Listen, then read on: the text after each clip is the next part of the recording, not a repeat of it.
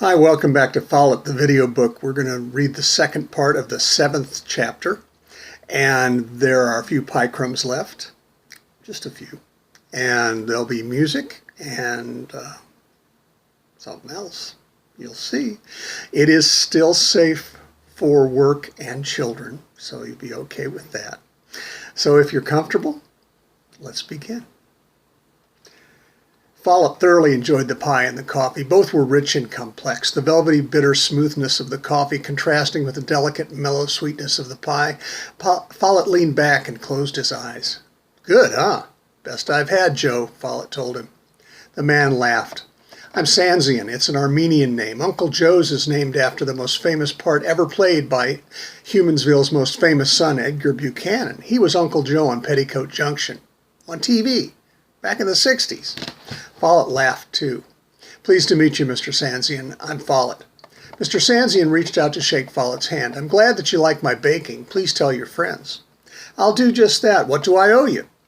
"I'll charge you when you bring your friends back for their helpings. Bring a bunch of them." Follet nodded. "Thanks." He walked out the door, ready for whatever was to come. He drove south, turned east at Boulevard, heading for halfway Missouri, on through Lebanon, and turned south on Route 5. In about 3 hours, he began to feel the call. He drove on, and he saw a sign that let him know that Gainesville was 10 miles ahead. He felt the calling urging east, heading for Romance, Missouri. He turned off the main road and found himself a pretty little river valley. The sign said Ludiker Creek was ahead. He scanned the valley ahead and then the ridges framing it, and he knew. Up ahead, a little dirt road. He parked the car in a grove of medium-tall trees with a big greenish-oval fruit hanging from every branch. He laughed to himself. A pawpaw patch. And sure enough, there were pawpaws on the ground just waiting to be picked up. He bent to pick one up and then reached into his pocket with his other hand to get his pocket knife. He sliced the fruit open to reveal the creamy yellow custardy interior. He held the fruit in his hand and picked out the pit, tossing it on the ground, and then licked his fingers. Not quite mango, not quite banana. Maybe a little hint of citrusy aftertaste. Perfect. He licked his fingers and let himself feel the calling. Yes, it was here, and it was strong, stronger than he usually felt it. He walked down a little path he found next to the pawpaw patch, and up ahead, about 30 feet away, was a ramshackle barn with 2 horses grazing in the long grass, their reins tossed over an unpainted fence rail that looked like it had been there for 100 years. The barn doors were open, sunlight streaming, and as Follet looked inside, he saw 2 female forms asleep on a big pile of hay. Both wore blue jeans, and the blonde wore a long-sleeved blue-checked shirt, while the redhead wore a green T-shirt with swirly 60s-ish logo for the Jefferson airplane. Both were barefoot, each having kicked off her cowboy boots that now lay strewn in front of the hay, like a trail of tooled leather. Follet stood there looking at the women. They were in their early 30s as far as he could tell, both muscular, with broad hips and small breasts. The redhead lay on her back, with her shoulder-length hair splayed across the hay like an aura. The blonde, with her hair in braids, lay on her side, curled up and facing the redhead in her sleep. Their dreams had not begun yet, or had finished before he came. Follet felt something small and hard strike the top of his head. He looked right, and then left, and then up into the barn, and sitting on a rafter that supported the edge of a loft, swinging her legs back and forth, smiling like she had just won the lottery, was Mary Deanna.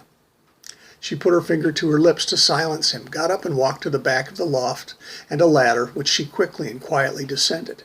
She motioned for Follet to go to the side of the barn. He walked around the side, and Mary Deanna ran out of a doorway and threw her arms around him.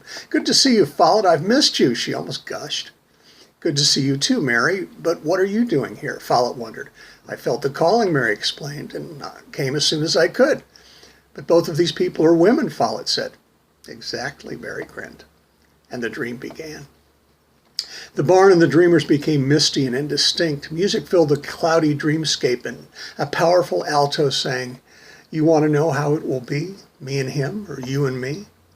You both stand there, your long hair flowing, eyes alive, your mind still growing, saying to me, what can we do now that we both love you?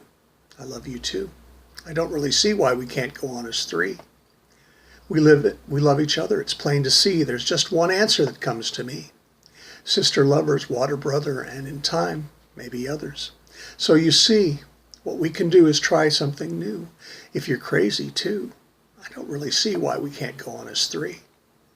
As the redhead stood up, now wearing only the t-shirt, and walked toward Follet and Mary, Follet realized that both he and Mary had entered the dream. Mary was changing. Her dark auburn hair lightened and turned straw blonde.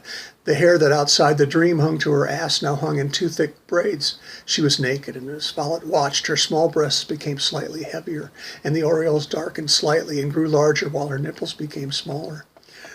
Her hips broadened and her legs thickened. Her torso shortened and her waist moved higher. Her nose broadened, and Follet realized that he was looking at the blonde woman as the redhead saw her. "Hey, Belle," Mary whispered. "Hey, Judy, you're so beautiful," the redhead replied. Judy walked to Belle and took her hand.